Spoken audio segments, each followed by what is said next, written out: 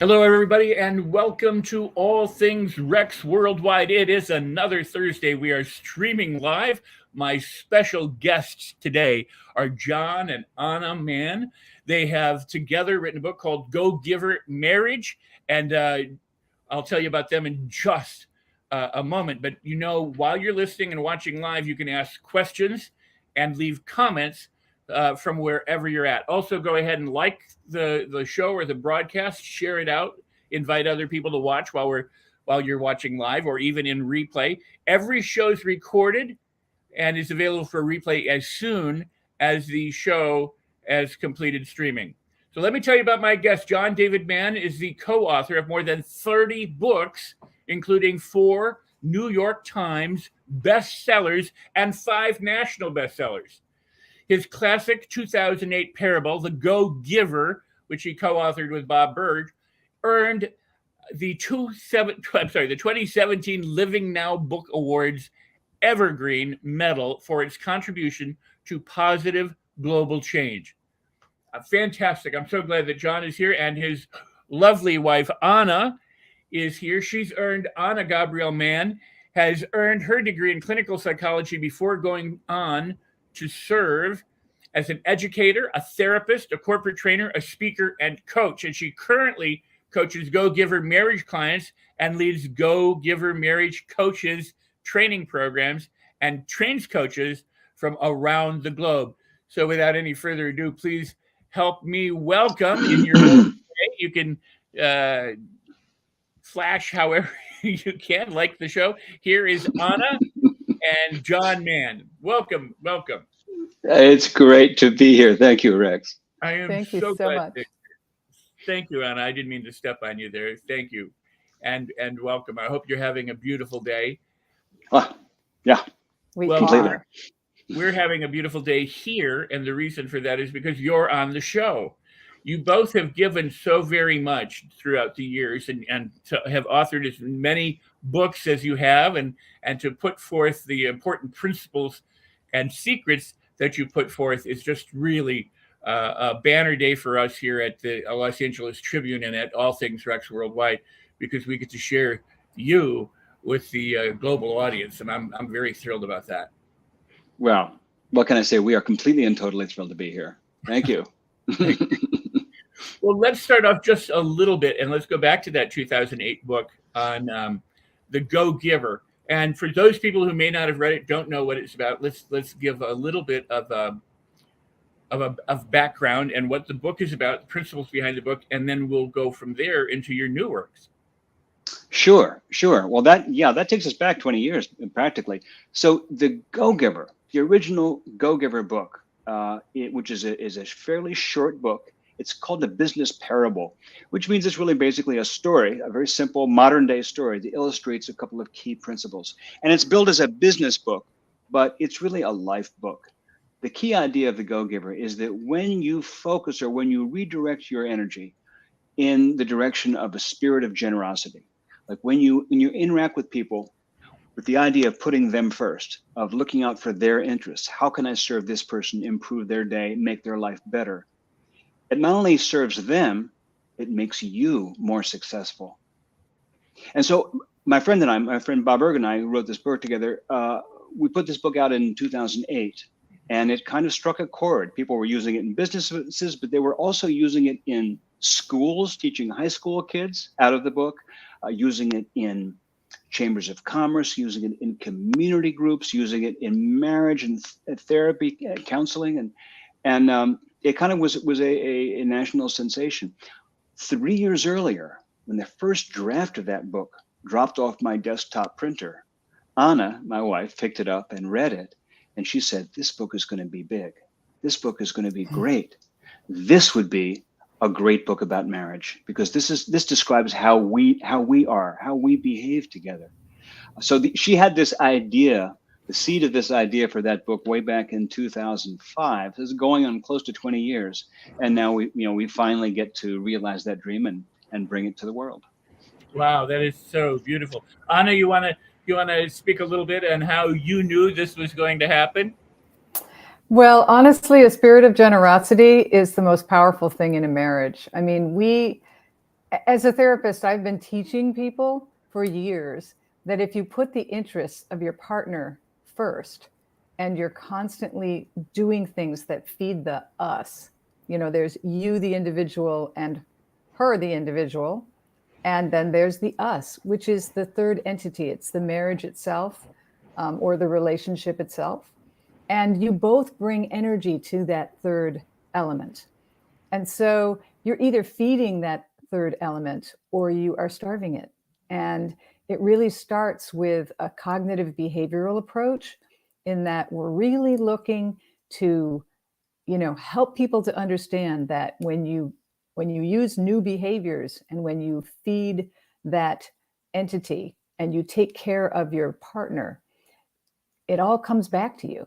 The best of energy flows back to you. It's not about just doing and doing for your partner. It's not about being a martyr or a doormat.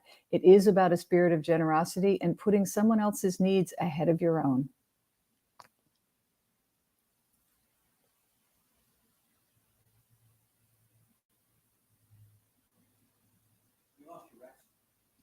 There we go.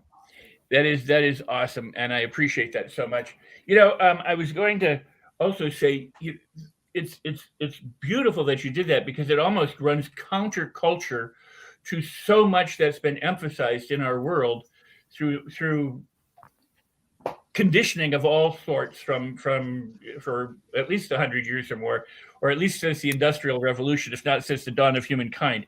The idea that if you give and you go first and you uplift and you edify and you move with compassion and understanding and acceptance of other people, that you can absolutely transform the world, but you can transform your relationships. And so many people, especially, have been taught, crush your competition, be first or die, these kinds of thoughts that have ruled for so long. And yet more than 20 years ago, and I mean, we could go back to ancient leaders too, but yes. so 20 years ago, you were pioneering this idea that a rising tide will float the whole boat and everyone in it if you're the rising tide. And I think that's just absolutely marvelous and brilliant. And you really have paved a path. One last thing I'll say, and I want to turn it back over to you, is, you said it's a business parable or a business book, but it's also a life book. And I would argue there are a lot of life books that could be business books if people understood that they could embrace those concepts and take them into the business place or the marketplace, instead of saying, well, that's good for your personal life, but it has no place for us in a corporate world or something along those lines. So yes. So I would add that having a wonderful relationship at home or with your spouse or significant other who's also a coworker makes a difference, because if you're happy at home, you'll be happy at work. If you're happy at work, you'll probably be more happy at home. I mean, it all feeds into each other, does it not? It does. It does. And the truth is, the principles in this book, yes, it's aimed at marriage. It's aimed at long-term personal relationships. But the principles in the book, what we call the 5 secrets to lasting love, honestly, they're applicable to any relationships, including relationships in the workplace. I mean, they're as applicable to your relationship with your coworkers. If you're a manager, people that you manage. If you're a leader, people that you lead. If it's applicable to all human relationships, really. So let's start diving into some of these secrets. We won't have time to cover all of them, but they can go get the book at gogivermarriage.com, correct? And we'll run a banner beneath that as well. So if people are, they like what they hear, and I'm sure they will, and they like what they see, they're going to want to go get the book from gogivermarriage.com. And with that said, which secret do you want to start with? Do you want to go in numerical order, or are you going to pick one out of order?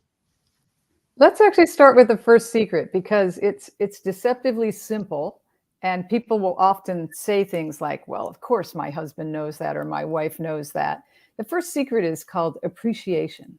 And of course, everyone likes to be appreciated.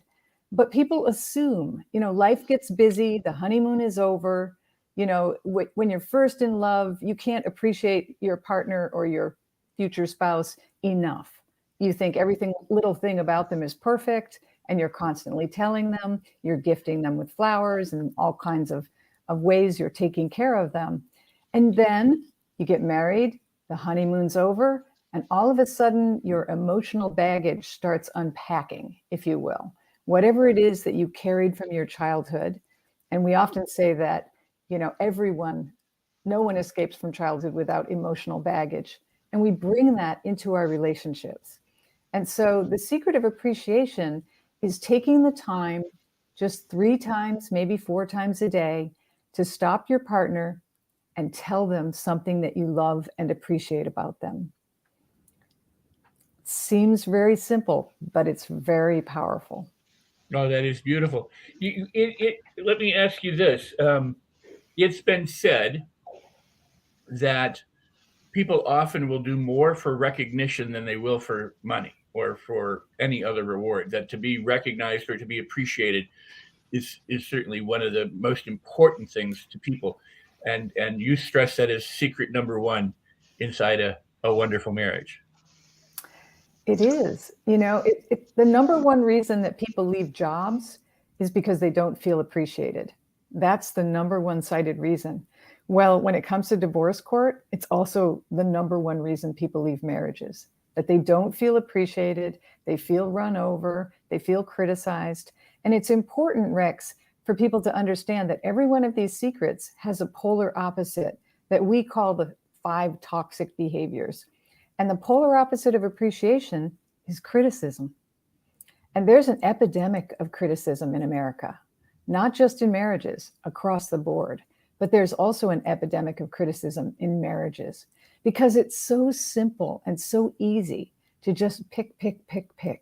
It's like, why didn't you pick up your socks? I'm really tired of picking up these socks for you. Do you need to leave your teacup on the side of the sink? I mean, come on.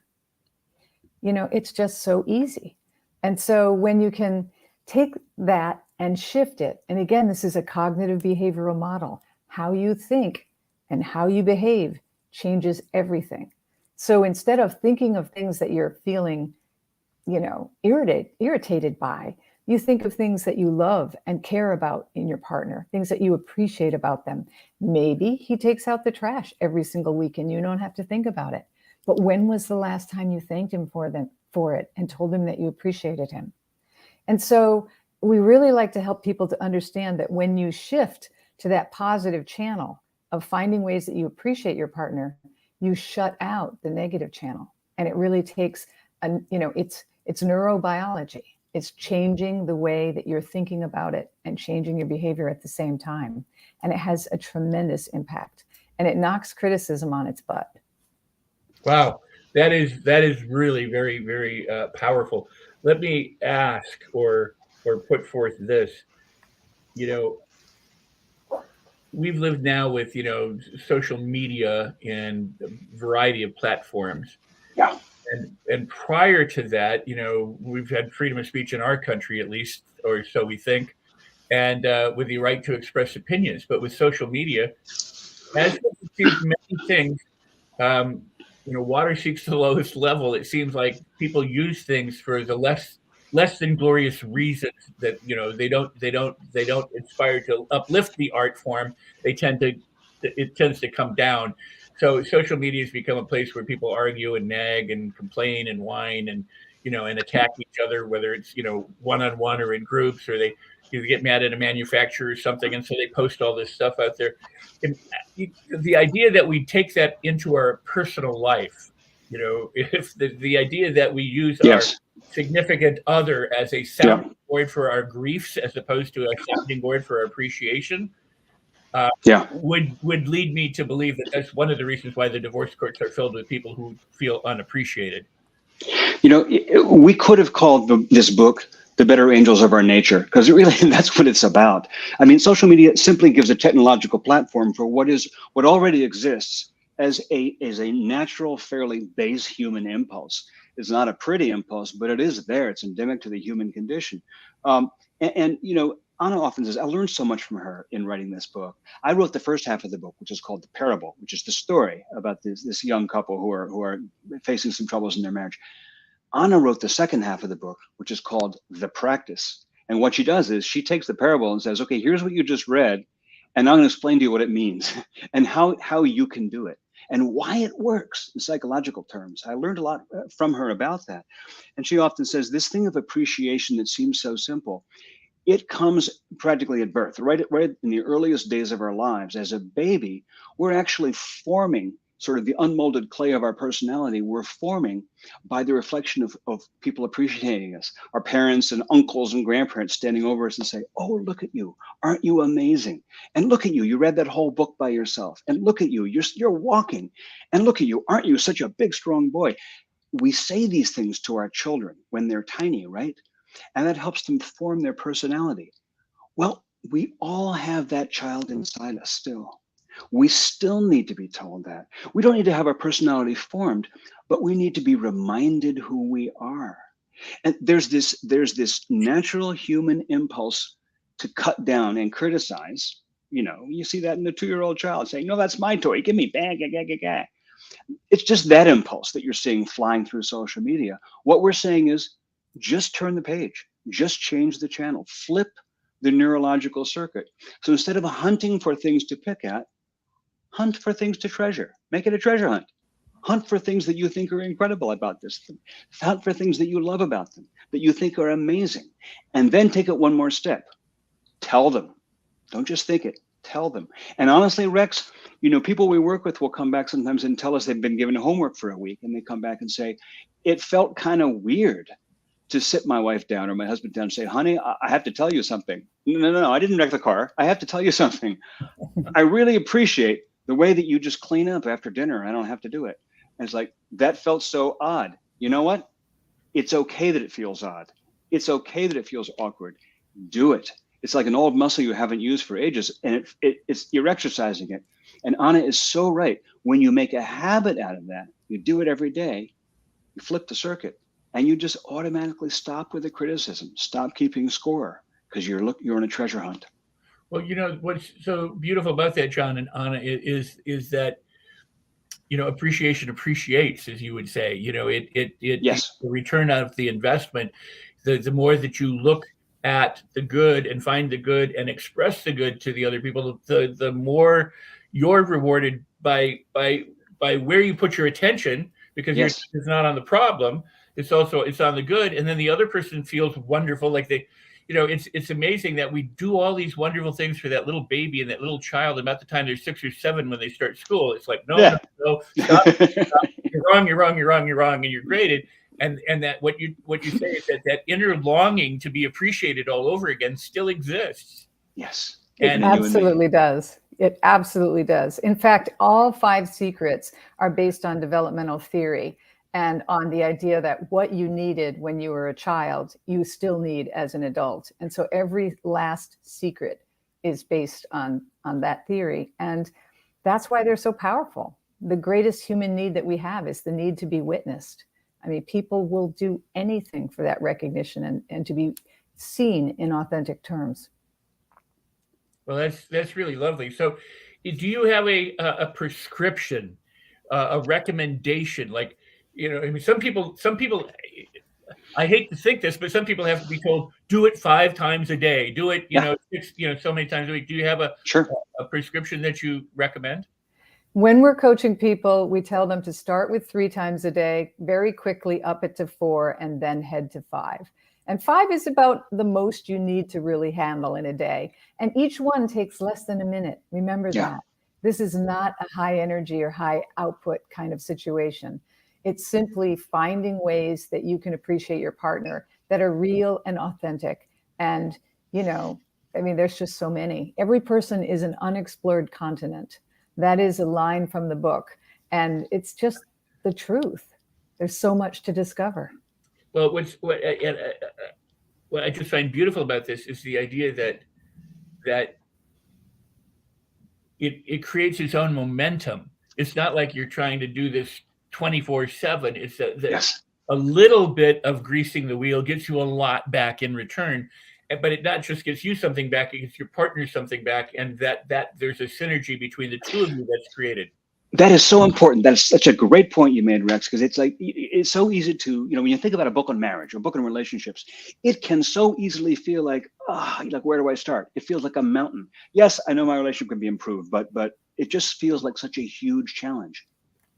It feels like that, but actually it's not. Or let me say it this way. You access that challenge in very simple ways. It's a lot like health. How do you really turn the ocean liner of your health? It's like a tugboat. You just tug it with little simple exercises you can do every day. How many of us change our health in a matter of 20 minutes of exercising a day, or in some simple dietary changes? Relationships are just like that. It's in the simple little things that you do. And if you do them consistently and actually do it every day, I mean, in a week's time, 7 days, you find an enormous difference. That ocean liner is already turning, already changing course. Wow. I'll throw this out to you as well. A steady stream of water, no matter how tiny or small it is, say out in the desert, can become a raging river given enough time. Yes. But it can literally eat away at the stone or the rock that, would prevent it. It also will, find the course of least resistance. It would be fair to say, or true to say, that so many people fall out of love because they forget all the reasons why they fell in love, or who the other person is that they appreciate so much, and that's why they're there in the first place. And they start focusing on all the little things and all the other things that are no longer the glorious stuff. So instead of piling up all these wonderful feelings and wins, they pile up all the hurts and injustices and irritations.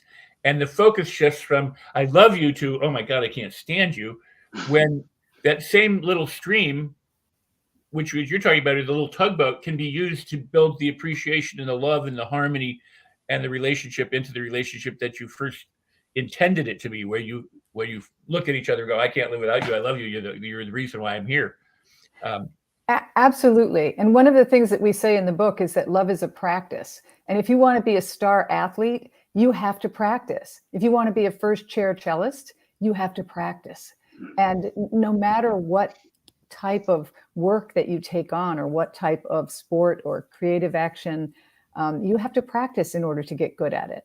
And so love isn't this static feeling. People want to believe that they're going to ride off on a wave of romance from the minute they fall in love with someone, and they think this person is perfection. They've never felt such bliss and such happiness, but that's not real. It doesn't last. And so the truth is that love is a practice, and the more energy you give to it, the more of a spirit of generosity that you have in the relationship, and the more that you can have enough emotional intelligence to recognize your own dysfunction.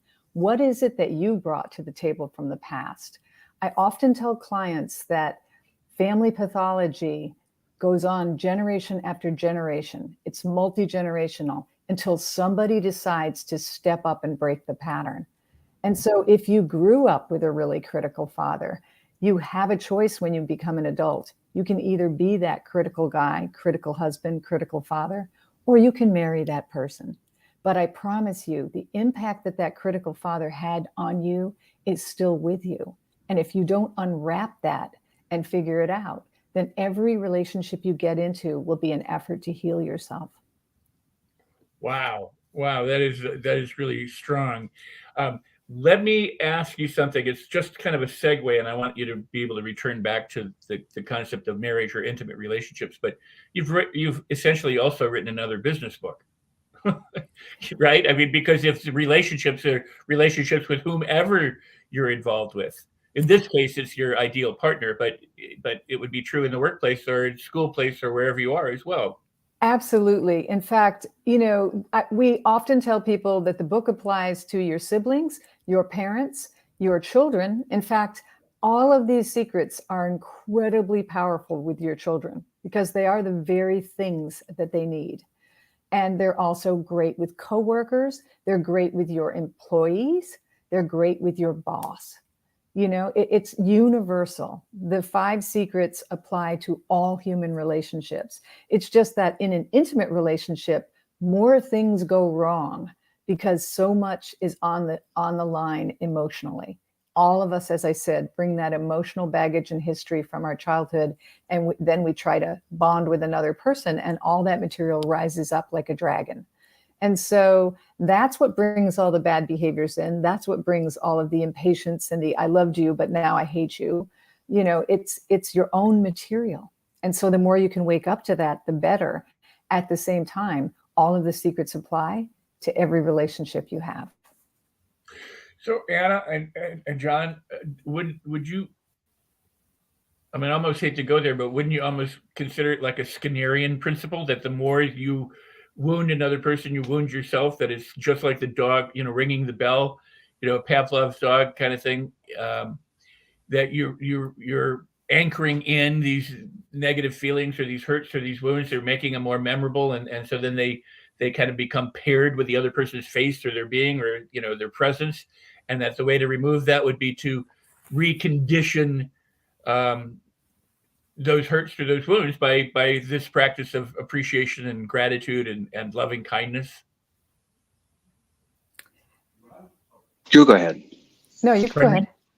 What I was going to say, yeah, I think that you hit something really, really powerful there, which is that, and I take it back to what Anna said about childhood.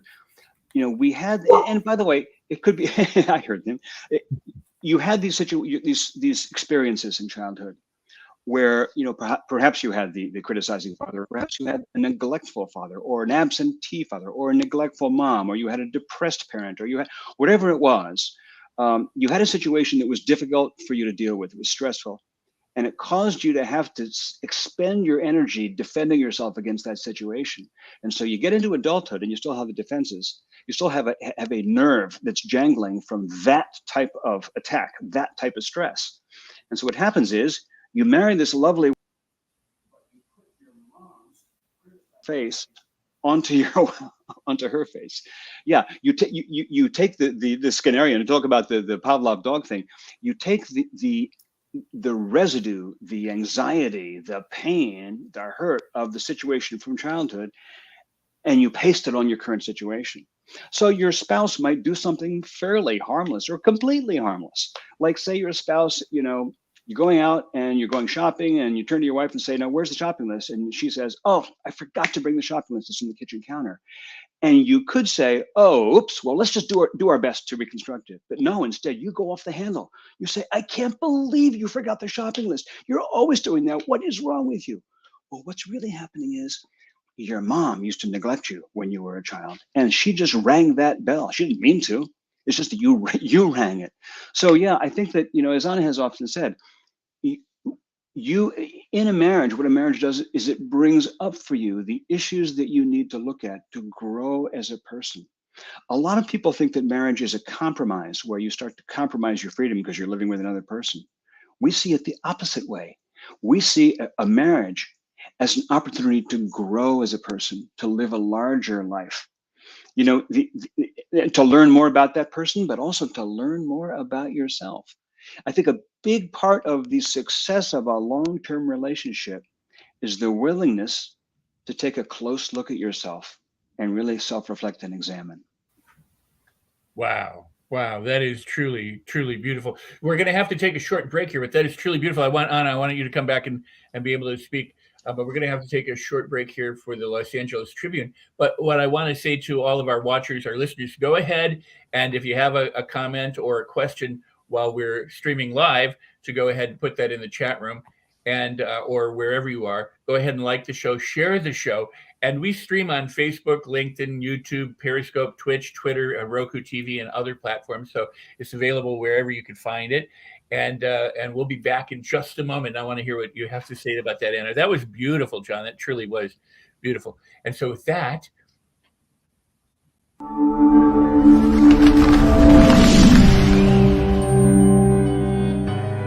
welcome to the Los Angeles Tribune page. Here you will find original news programming, exclusive digital events, and shows that are directly from the community. At the Los Angeles Tribune, we believe in giving a voice to the voiceless.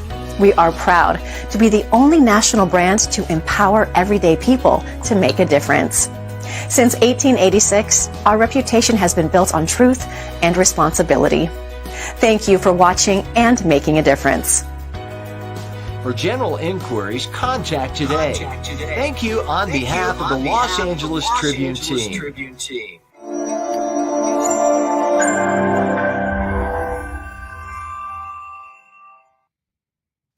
And we're back. So very, very cool. And And it's such wonderful points you're making. I know that Anna wanted to say something, so Anna, would you please? Well, in response to what John just said, what I wanted to add is that when I'm coaching clients, the question I ask them often is which you shows up in your relationship? Is it your wounded child or is it your wise adult? Because that wounded child, as John was saying, will rise up and get out of control and do things that are irrational. They'll overreact. They'll do things that are very childlike. And yet those are things that are very hurtful. And so it's important to not only, even if you recognize that you got out of control and did something hurtful, to be able to understand and acknowledge where it came from. I often ask clients, if this is behavior you've witnessed before, then who did it to you? And what you'll find all the time is that they will come back and say, well, I was abused at camp, or I had a father, or I had a depressed mother and she was very irritable, or I had a father who hit us. And, all of a sudden, these ordinary families across the country, there's dysfunction, and there's dysfunction in most families. In fact, some people say all families.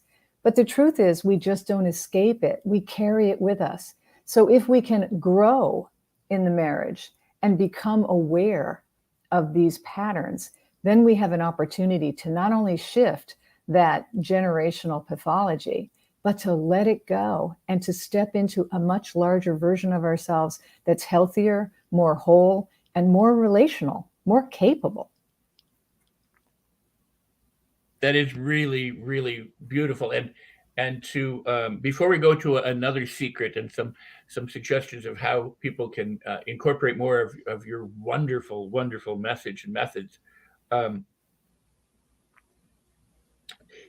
it seems that some people at least, are beginning to embrace the notion, whether it's true or not, but they're beginning to embrace the notion that things don't happen to us, they happen for us, that circumstances and events that come along in life really are ways of discovering who we are so that we can grow, we can benefit. I hate this phrase, the way it's said, that is either you win or you learn, because I think if you're learning, you're winning. It's not one or the other. They aren't exclusive, but I get the sentiment. But with that said, I have always felt too that people don't happen to us, they happen for us. And what you have said about growing in a marriage, I think a lot of people get together with somebody, the idea that this person is going to complete me. I'm going to feel loved. I'm going to have all the things that I didn't do, but they don't necessarily look at it like this is an opportunity for us to grow as people and individuals. And there are going to be times when we're right, in sync, and we're working in tandem and in harmony. And there could be other times when maybe there are some conflicts or some other ways of, we have separate viewpoints, and we're both trying to fulfill things maybe differently. But that's an opportunity for us to grow and to learn and to be more of who we are, and to be who we are in a relationship together, not to blame and criticize and dismiss the other person as simply somebody who doesn't understand, or somebody who always does that. So you raise so many, just in the short time that we've been together, you raise so many powerful points about how people can connect with especially people that they love, but with their friends or family, anybody, in just absolutely powerful ways. All of life is about growing, Rex. And Right. and the truth is, if you can enter into a marriage and keep growing, stay open, continue to learn, that's the power. And I just feel like most people go into a marriage with just the greatest hopes. And that's why part of the reason that we wrote the book as well is that we've seen so many marriages fall by the roadside because there wasn't that opportunity to learn from their mistakes, to recognize their material, and to be able to make amends in the marriage in a way that would allow them to use the secrets to create new memories, new experiences together, and new ways of relating together. And it's all very possible. Marriages do not need to go down in flames if there's even a thread of openness. And one of the other powerful things that we like to share, Rex, is that it only takes one person in the marriage to change the tone of the marriage entirely. You know, the only person who can change your life is you. The only person who can change your marriage is you. And people will say, but, my husband or my wife is not giving back to me the way I'm giving to them. And that's a transactional view. That's looking at it like, well, I'll give you this, but this is what I expect in return. This is really based on making decision that you're going to be a giver in the marriage. You're going to have that spirit of generosity that's really just about adding value to the other person's life. Wow. Wow. Robert?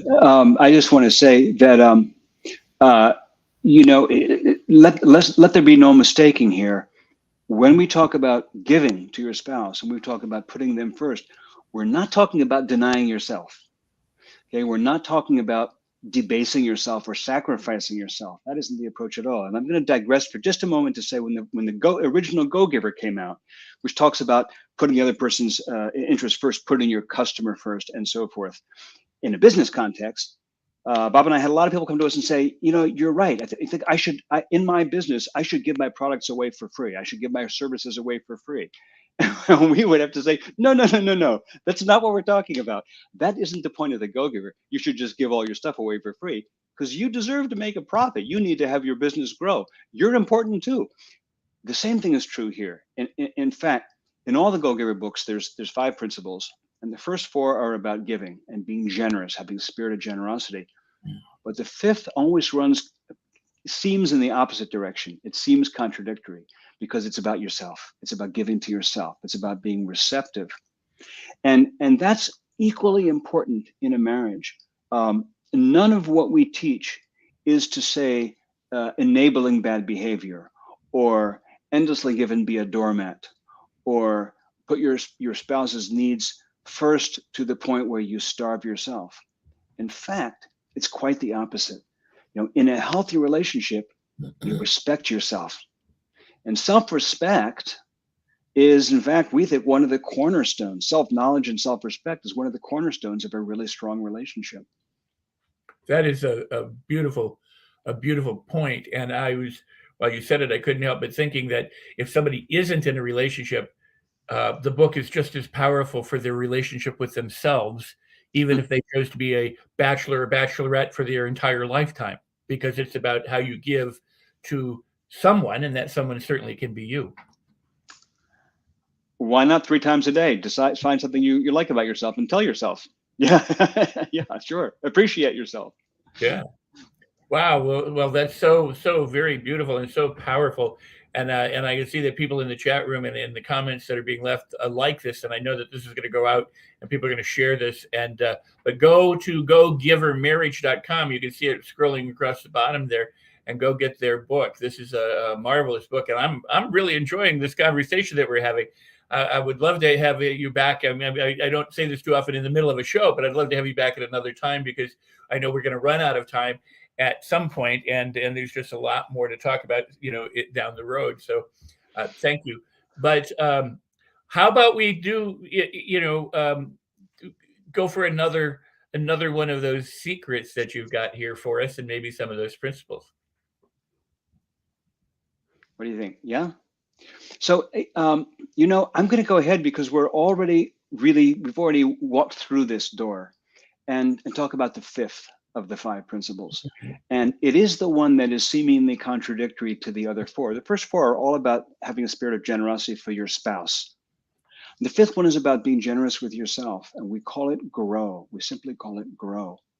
And here's the practice. Here's the recipe or the how-to steps for the day.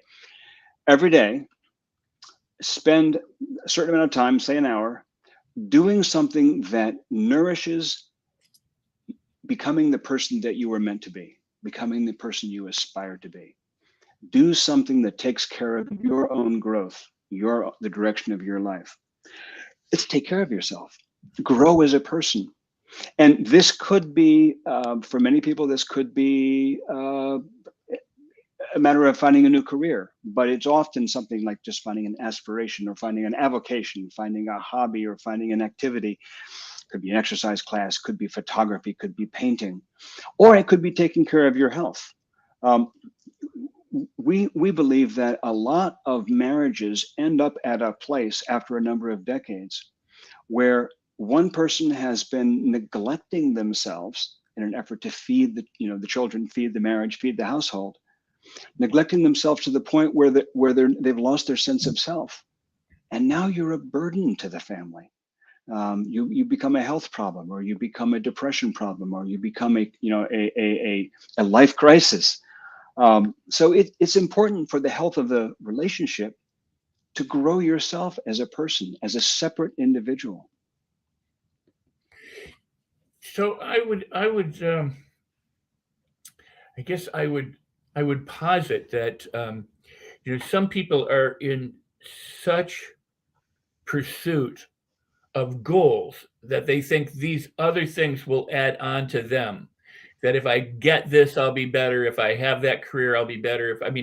Whatever it might be, not just things. If I have that person, I'd be more worthy. What you're saying, which is really cool, is more of grow as a person, or grow as an identity, grow as someone who can, enjoy these other things. Because if you to spend time devoted to you, not necessarily. Goals can be part of it, but it seems that it's more about the person than it is about the end accomplishment. Accomplishment, yeah. Anna, hold on, you're muted. There you go. It really is. It's about growing yourself. It's about taking that opportunity to be a continuous learner. And, one of the things that people say is often they'll say, well, I don't really have the time for that, or, I don't see the importance of that. But the truth is that 20 years down the road, or even 30, we often see two couples sitting in easy chairs with a TV in front of them, and there's virtually no conversation. The television is the conversation, because there's not any new ground to share. If you're constantly growing, say you take up, a specific type of cooking class, and you're a master gardener, and you've started, playing a musical instrument, maybe you play in a rock and roll band. It's like all these little things that you do on the side, whether you're a coach for a soccer team, for 8-year-olds, whatever it is, it feeds and nourishes that place in you that has a need for wholeness, that has a need to grow and develop and keep exploring the way you did when you were a kid. When you're a young boy or girl, maybe you were fascinated by dinosaurs, or maybe you had a real love of collecting a specific type of Beanie Baby, or whatever it was. But it's those interests. It's the things that drive you, whether, it could be a stamp collection, but whatever it is, it's something that you're curious about. It's something that you're interested in. And same with health. As John mentioned, if you take really good care of your health, then you're not going to be a liability down the road. You're going to be a healthier, more robust person. And all of that feeds us, it feeds the marriage, and it keeps the relationship alive and vibrant. Wow. Again, you offer so much, and there's so many points. I'll throw out two ideas and ask both you and you to comment on them. One is what you've already said, and Buddha said it, a long time ago. But essentially, the modern version is people spend, no time they have no time for their health while they're trying to make money, and then later in life they have no money because they're spending all of it to try and gain their health back. So, you got to take care of what's important first, and this idea of time, if you don't take time for yourself, you'll never have time for yourself, because time isn't anything you ever get back. So you can either use it wisely, or you can abuse, I guess, time. But the other thing that I found really, for me, important or key in what you're saying is you can do these things and add to yourself. But as a child, a lot of times children just did things because it was delightful. They were fascinated. They were captivated. They were caught up in the moment. They were sitting looking at a daisy or watching a bee. They were doing things that added to themselves out of delight, not because there was an end result. They didn't. Certainly they could play games, and they learned competition. And they learned, at a certain point the game is over and you either win or you lose. But for us as people, it's not just to have something that we can do and accomplish, but it is something that we can experience and feel and have, like, maybe like just gather more moments of awe, where you go out and sit and enjoy a sunset, or you do something that inspires and allows you to feel alive, as opposed to always pursuing, another whatever, but to delight yourself and to live fully. Absolutely. It's being a Renaissance woman or a Renaissance man. It doesn't matter if you're obsessed with bird watching or if you're playing in a rock and roll band. It's all about what interests you. It was the same when you were a child. If you were fascinated by a particular hobby, you took it on with great gusto because you were a kid and it was just so interesting and so exciting. Keep that for yourself as an adult and keep growing, because then you have more to bring back to the relationship. A person who keeps growing is infinitely more interesting 15 or 20 years down the road than the one who doesn't. Anna pointed out before that every one of the secrets has its polar opposite, which we call the 5 toxic behaviors, the 5 forces that will take down a marriage or dismantle a long-term relationship. And the opposite of growth is simply stagnation. And stagnation, in the natural world, when water stagnates, what happens? It becomes toxic. It becomes poisonous. It breeds disease in mosquitoes, and it eventually kills the wildlife around it. Well, that's your life. If the flow of energy in your life becomes stagnant, it starts to become toxic. We start to become toxic. We start to become diseased. And I think this was mentioned earlier in this show. It's easy when, I think you said this, Rex, it's easy when we become a couple to start to take our identity from the other person's accomplishments, take our identity from the other person's strengths. And in psychology, as Anna has taught me, we call that merging. 2 people merge. So that, who are you? Well, I am Mrs. So-and-so, or I am the husband of so. We take on the identity of the other person, almost like a crutch. There's nothing wrong with admiring your spouse. In fact, there's everything right with it. That's a wonderful thing to do. But you have to have your own life. You have to have your own life. Anna talked about the us. There's the you and there's the me, and we're both whole humans, but then there's this overlap called the us. In our book, we picture it as a tree. It's a living, breathing thing. And as Anna said, you're either feeding it or you're starving it at all times. Well, you cannot feed the us. You cannot feed the marriage if you're starving yourself, if you're not being fed, if you're not nourishing your own life. And you're right, Rex, that as kids, we pursue these interests just because we were fascinated. But many of us as kids were also told by our teachers, by our friends, by our parents, by our uncles, by all kinds of people, don't do that. It's a waste of time. No, come over here and study. Don't get away. Don't worry. Don't mess with that thing. We were often shooed away from pursuing things that fascinated us because they weren't practical or because they weren't what we were supposed to be doing at that time. It's important to wake up the child in yourself and pursue your fascination. As Anna says, your endless learning, pursue your love of life, become the whole person that you are. Otherwise, you don't have the energy to feed the us. And now you're depending on the us and you're a drain on the us. What is so beautiful about, go ahead, Anna. And to always remember that it's not your spouse's job to make you happy. It's your job. Yes. Yes. Beautiful. Beautiful. I forgot what I was going to say because that is so true. That is it's absolutely true.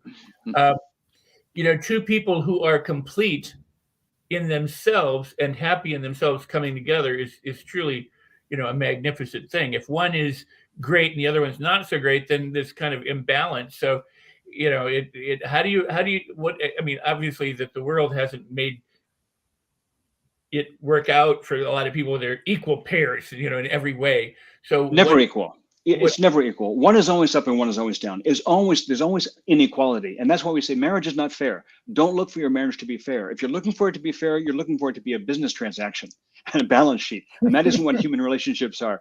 There's always one person that's leading in one sense or another. It's a dance. For example, earlier in the day, I was having a terrible day and Anna was there for me. She was my safe harbor.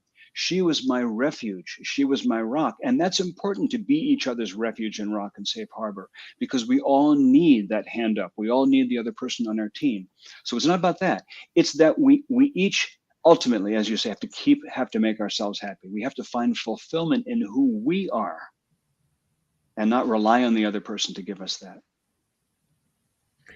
And when both people are doing that, it makes for a much, much happier, a really good us, really healthy us, a really thriving tree, a tree with gorgeous leaves and branches. That's right. Yeah. And you find over time that your love for each other and your enjoyment of each other as companions just grows and grows, because it is that safe harbor. And in fact, there's been polls done of men and women that the thing they want most is security and a safe harbor, a place where they can land, where they know that their partner has their back. And that's what happens as you practice the secrets and this spirit of generosity starts to take over your marriage. I have seen time and again, just one partner in the marriage start practicing the secrets. And within a month or two, the other partner ends up reading the book. And all of a sudden, it's a two-way street. And it's so powerful to watch. And it's so beautiful. I mean, I get to witness this all the time in my practice.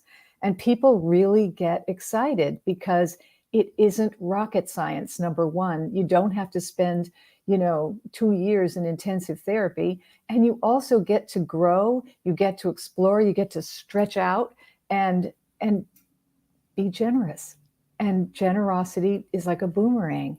It always comes back. Beautiful, beautiful. So I got to ask the devil's advocate question here.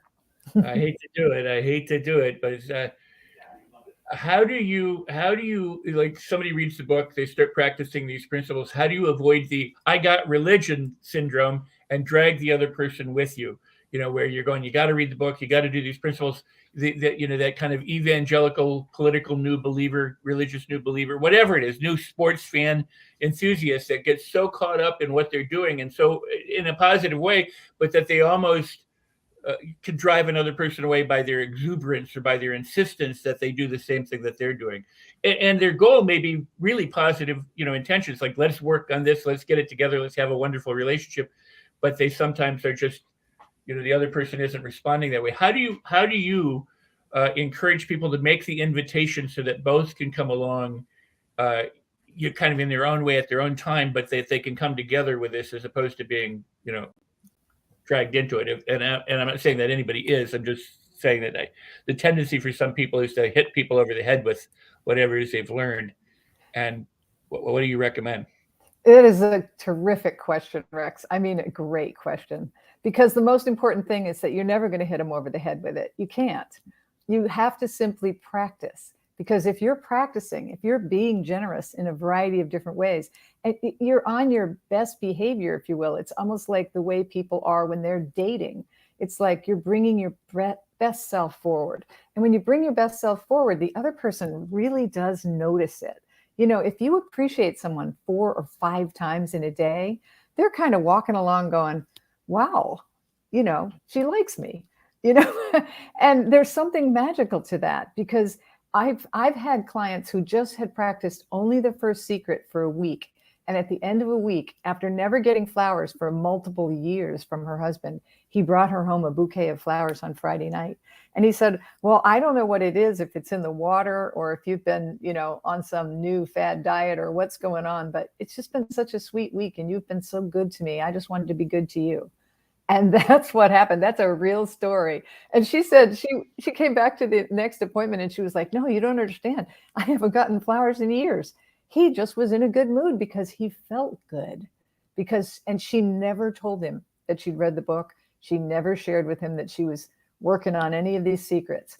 So to revisit as well, that religion piece is that if you're getting really zealous with your partner, there's a need there. There's a want. And that want for you is about control. And control is the opposite of one of the other secrets that we haven't talked about. And control is the cornerstone of codependent behavior and trying to control the other person. So if you're practicing the secrets and you're kind of on a high because it seems like a really great thing and you loved the book, that's all great. But until your partner actually says, what's going on here? You know, you're just like lit up. I mean, what am I missing here? You know, if that conversation comes up, then yeah, you can say, well, I read this book and it's just kind of really changed my viewpoint. But that's it. Drop it. Because it only takes one person to change the tone of a marriage. There will be reciprocal behavior. You wait and see.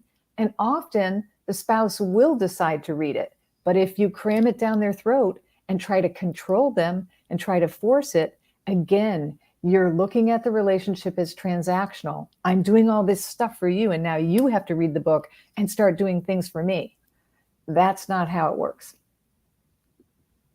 Well, that is really powerful. And I want John to chime in. I don't mean to step on it, but that's really powerful. And again, applies to the relationship, you know, invite instead of insist. You know, if you don't have an agenda that the other person has to conform to, and you're just going to transform yourself into somebody who's open and having the best life experience, then that invitation is there for the other person. I would take it a step further and not say invite, don't insist. I would say don't even invite. It's like you don't even invite. You, as honestly, you just practice. And here's the thing: Anna mentioned control, and we'll only talk about this for a moment because moments are all we have. But control is such an insidious thing, and it's such a common, ever-present thing. The impulse to control springs out of my own discomfort, typically. And what it is I want to make the other person change the way they're behaving, change who they are, so that I'll feel better. I would like you to behave a little differently, because that would make me relax, or it would make me feel more comfortable. But the truth is, the discomfort is mine. The anxiety is mine. The issue is mine. It's not yours. So, you know, if we're practicing the book, if we're reading the book, we love the book, just practice it. Just practice it. Enjoy it. And your spouse will do what they do. And you need to just trust them. Trust them to be their best self. And if they're not being their best self at this moment, that's okay, because it's never equal. It's never even Steven. It's always a process. It's always organic, and that means it's always a little bit messy, and that's fine. That is truly lovely. I mean, that's truly powerful. Both of you have brought so much to the table in the short amount of time that we've had, and you're changing the world by the works that you do, and it's really, really awesome, and it's really beautiful. And again, I'm just gonna say it again. Yes, it's absolutely vital and true and appropriate for what you're talking about in terms of the go-giver marriage, but they can apply it to their career, their business, the social media interactions. If everything's transactional or one up or one down or all that kind of stuff, you'll change your relationships when you change yourself the way that you're saying. Do the practice and the results follow. Don't try and get the results, just do what you're telling them to do. Appreciate, and then let that appreciation appreciate, and the return will be magnificent. And if it's not, I mean, it's just in the off-shot chance that it wouldn't be or couldn't be, you've transformed yourself anyway. You've appreciated. So because we are running dangerously out of time, what I would love to do is have you both, like I said, we'll have to come back. The people who are watching right now, you're going to have to go and get the book to find out the other secrets and to find out the other principles and how you can apply these into your life. So go get the Go-Giver Marriage at gogivermarriage.com right there, and be sure that you do. And when you do, then leave comments, and share this video so other people can do it, because, if we can, I always say, if you transform yourself and you give yourself a gift, you give someone else a gift of that same kind of transformation, because, as we know, sharing is caring, and caring means sharing. So go ahead and share the show, and visit John and Anna, at their website and different things. I mean, I just really, truly love this. And I want to give you each, a way to close and encapsulate what you do. And I don't want to say final words, because I don't like the idea of final. But for this episode, what would you want to leave them with? Because you've left them with so much already, or left us with so much already, myself included. Well, I'll start so that Anna gets to say the word after the word. But I'll just say this: it's very simple. I talked about the treasure hunt. When you shift from keeping what we call the scorecard, ticking off the list of all the things he did wrong, all the things I don't like, shifting from that to the treasure hunt, where you're looking for all the things I love, all the things that I appreciate, all the things I need to point out because they're so fantastic. When you start looking for those things, you'll be stunned at how much more there is to find. The more you look, the more there is still to find. Don't worry about running out. You'll never run out. Oh, that is beautiful. And I guess my last word would be to remember that it only takes one person to change the tone of the marriage, and that person can be you. And when you grow yourself and when you are living from a spirit of generosity, you're actually showing the world your best self, because that's really the frequency that we're all supposed to be on, which is supposed to be harmony and love. And the truth is when you bring that kind of behavior to another person, everything about the relationship transforms. Wow. John and Anna, this has been an amazing hour, and it's gone by far too quickly. But I want to thank you so much for your contributions to my audience, to the world at large, and for the work that you've been doing for so many years, helping people, find love and find a way to communicate and to make connections in ways that they might not have otherwise made, and to actually give, but also to be a good receiver as well. So very beautiful. Thank you so much for all that you've done. We're going to say thank you. We're going to say goodbye for now, temporarily. I want you to wait for me in the green room, and I'll be right there. I'm going to close out the show. But this has been truly a wonderful time spent, and well spent with both of you. Thank you so much.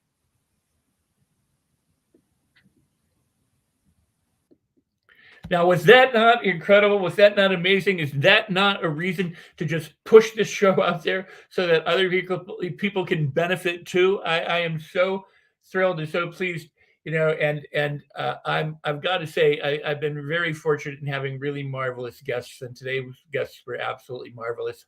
I've got another astounding guest coming up next week, so be sure to tune in. We broadcast live every Thursday. We stream live on multiple platforms at 3 p.m. Pacific time. You have to check your local time zone for when that is, but 3 p.m. Pacific time. We stream on Facebook, LinkedIn, YouTube, Periscope, Twitch, Twitter, and of course, we're on Roku TV and other platforms. So be sure to join us live when you can. And when you're on Facebook in certain places, you can leave comments or ask questions, but you can also do so afterwards. So, go to YouTube and leave comments. Go to Twitch or Twitter, leave comments wherever you are, and go ahead, share the show, subscribe, like, and most importantly, go and get the Go Giver Marriage from GoGiver.com. You'll be glad that you did, and I promise, if I can get them back, I will have them back at another time, so that we can continue this discussion or have another discussion. Now, I have to tell you about my book, and I always feel awkward telling you about my book after we've just talked to somebody about their book. But my book is Life on Your Terms, and one of the reasons why I'm telling you about the book is because every time you go and buy the book for yourself or for another person at Amazon, whether you get the soft cover or the hardcover book, I'm giving to you as my gift a $497 training called the Mastery Loop, which is about mastering your thoughts, your feelings, your behaviors, and your skills so that you can create the life that you want and live life on your terms. And so all you have to do is go to my website, which is rexsikes.com/book. And normally they have a crawl there for that too. And maybe they'll have that up there or not. But if not, it's rexsikes.com. There you go, rexsikes.com/book. Go there. You'll tell you, take you to Amazon from there, and then you come back with your receipt code, and you'll get this bonus training, and you'll be glad that you did. So, with that in mind, I gotta say, today has been a very special day and a very special show, because it's about our ability to communicate with other people and to be able to touch people at their core, and so that we can get along better, and so that we can have the kind of relationships that we want, and whether it's inside an intimate relationship such as marriage, or people who are life partners, or even with your friends and other family members. So make the day special for yourself, if it isn't already, and make it special for someone else whenever you can. I always say, if you look at things as if they're a problem, you'll always have problems. But if you look at everything as if it's a blessing, you'll just have more blessings. And so with that in mind, I'll see you next week. But in the meantime, celebrate everything.